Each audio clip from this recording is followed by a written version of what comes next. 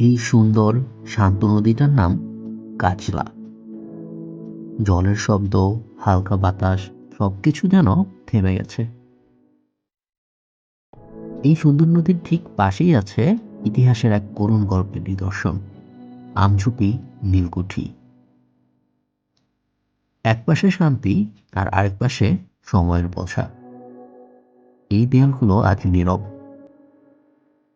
কিন্তু একসময় এখানেই লেখা হতো ভয়ের ভাষা, শাসনের নিয়ম। নীল চাষীদের উপর জোর, নিজেদের জমিতে ইচ্ছার বিরুদ্ধে কাজ। এই নীলকুঠি ছিল অন্যায়ের প্রতীক। তবুও ইতিহাস সবসময় অন্ধকারে থাকে না।